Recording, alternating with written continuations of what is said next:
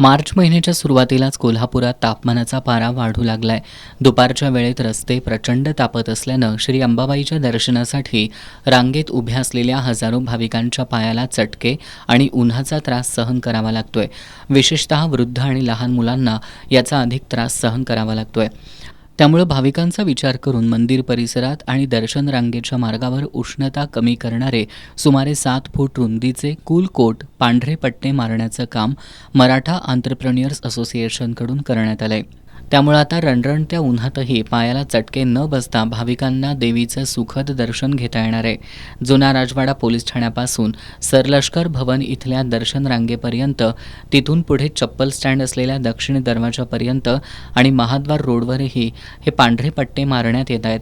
यामुळे मंदिराकडे चालत येणाऱ्या भाविकांना मोठा दिलासा मिळणार आहे. आज या कूल कोट उपक्रमाचं मधुरी महाराजे छत्रपती यांच्या हस्ते उद्घाटन करण्यात आलं.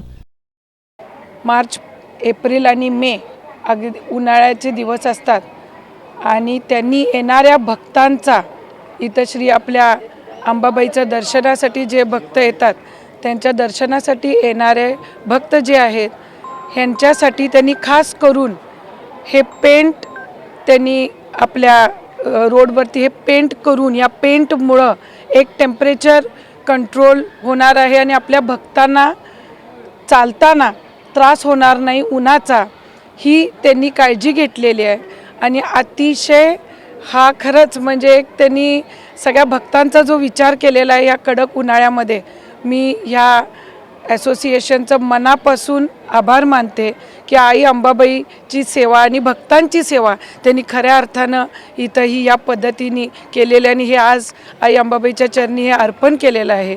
त्यामुळे कोल्हापूरमध्ये अंबाबाईच्या दर्शनाला येणाऱ्या भक्तांना ह्याच्या मार्गावर चालून त्यांचे पाय भाजणार नाहीत ह्याची दक्षता घेतलेली आहे आणि मी त्याबद्दल सगळ्यांचे इथं मनापासून आभार मानते. यावेळी मराठा एंटरप्रेन्युअर्स असोसिएशनचे राजीव लिंगरस यांनी कूल कोट उपक्रमाबद्दल माहिती दिली. अंबाबाई मंदिराचा पूर्ण परिसर म्हणजे मंदिराच्या बाहेरील परिसर, तर तो भावंडे मंडपापासून विद्यापीठ हायस्कूलच्या बाजूनी जो रस्ता येतो त्या बाजूने असो, महाद्वारचा जो आहे, त्याच्यानंतर घाटी दरवाजा, ज्या भागांनी तिथं चप्पल काढल्यानंतर लोकांना आत लाईनमध्ये उभं राहावं लागतं, त्याच्यामध्ये पाय जे प्रचंड प्रमाणात तापतात, तर त्यासाठी हा उपक्रम आहे. आता जे काही आम्ही जी ट्रीटमेंट करतो आहे तर त्या ट्रीटमेंटला सरफेस टेम्परेचर ज्या वेळेला 50 डिग्री असतं, हवेतलं जर टेम्परेचर जर पाहिलं तर हे 37-38 ज्यावेळेला असतं त्याला सरफेस टेम्परेचर त्या फरशीवरती किंवा याच्यावरचं ते 50 डिग्री असतं, तर ते डायरेक्टली 15 डिग्रीनी कमी होतं, 35 डिग्री राहतं. म्हणजे त्याच्यामुळं बऱ्यापैकी एक प्रकारचं पायाला जे भाजणं, फोड येणं किंवा ह्याच्यात रिलीफ मिळतो, अशा एक प्रकारे हे कोट केलेलं आहे आपण. आता ह्याच्यामध्ये आपण एक साधारणतः सगळं मिळून 10,000 ते 12,000 स्क्वेअर फीटाचं हे हा एरिया आहे. यावेळेला आम्ही नवीन भवनी मंडपपासून सुद्धा थोडं वाढवतो, कारण त्या बाजूने लोक विना पदत्राणे इकडे येतात आणि त्यासाठी आम्ही तोही भाग आता यावेळेला घेतो आहे.